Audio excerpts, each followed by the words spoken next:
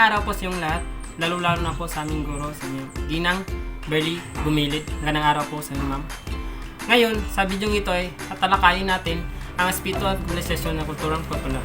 Pagkatapos ay susuriin natin ang mga bagong musika, pelikula, literatura at iba pang anyo ng kulturang popular na nagpapakita ng epekto ng globalisasyon. Bago po yan, ano nga ba ang globalisasyon? Ang globalisasyon sa kulturang popular ay tumutukoy sa proseso at pagpapalitan at pagkalat ng kultura tulad ng musika, pelikula, at literatura, at pagkain at muda sa buong mundo. Ito ay nagre-resulta ng pagkakaroon ng mas malawak ang aspeto at pagkakapareho ng pagkakatulad ng ekspresyon sa iba't ibang bahagi ng mundo. Isa sa mga halimbawa ng isang sikat na kanta na sumikat lamang hindi lamang sa Pilipinas pati na rin sa ibang bansa, ang Dance Monkey ni Tone and I. Ang kantang ito ay naging isang pangdaigdigang hit at nakakuha ng mas malawakang pagsikat sa iba't ibang bagay ng mundo. Ito ay naging popular sa mundo at sa mga radyo, online streaming platforms at iba pang social media platforms dahil sa kaibang tunog at catchy sa mitolohiya nito. Dance Monkey ay isang kanta nagmula sa Australia na inawit ni Tone and I. Ito ay naging numero 1 sa mga music charts sa maraming bansa at patuloy na pinapakinggan ng maraming tao sa buong mundo. Ang kakaibang boses at ritmo ng kanta ang naging paktak nito ang na nagustuhan ng maraming tagapakinig na nagresulta sa internasyonal na tagumpay at pagkikilala. Ito din ang isa sa mga sikat na pelikula. Sumikat hindi lamang sa Pilipinas kundi pati na rin sa ibang bansa.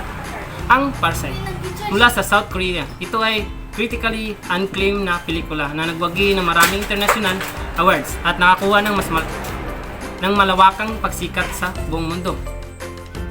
Parasite ay isang psychological thriller na idinihiri ni Bong Joon-ho. Ito ay naging unang South Korea film na nagwagi sa Palme d'Or sa Cannes Film Festival na naging unang non-English language film ng na nanalong Best Picture Academy Awards.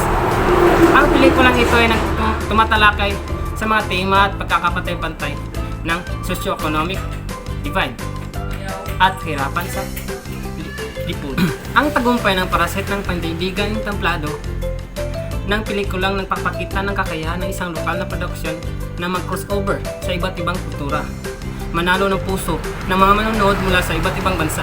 Ito ay isang halimbawa ng pagiging pandaigdigang sining at kulturang popular na nagbibigay ng kahalagahan ng pagtangkilik at pag-unawa sa mga pelikulang mula sa iba't ibang bahagi ng mundo. Ito din ay isang sikat na literatura na sumikat hindi lamang sa Pilipinas kundi pati na rin sa ibang bansa. Ay ang nobelang 100 Years of Solitude ni Gabriel Garcia Marquez. Ang nobelang ito ay kilala sa pagiging isa sa mga pinakamalagang akda ng panitikang Latin American at itinuturing na isang mga klasikong nobela ng siglo 20. 100 Years of Solitude ay isang epikong nobelang sumasalamin sa kasaysayan ng isang pamilya, fiksyonal, bayan at makundo.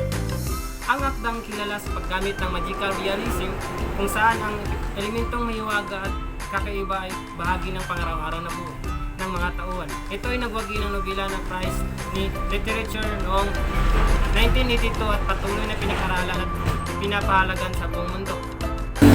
Isa pang sikat na pagkain mula sa Pilipinas na sumikat sa ibang bansa ay ang halo-halo. Ang halo-halo ay isang tradisyon na dessert sa Pilipinas na binubuo ng iba't ibang sangkap tulad ng munggo, saging, gulaman, kamote, ubi at leche flan at iba pang nilalagyan ng yelo at gatas.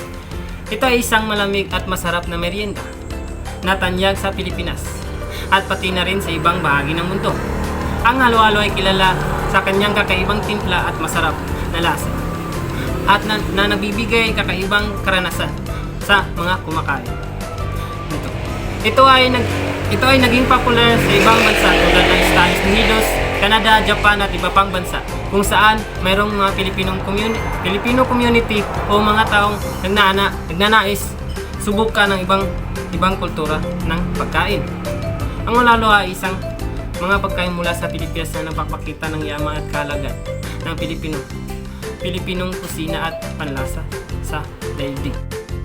Ang globalisasyon ng kulturang popular musika, pelikula, literatura at pagkain.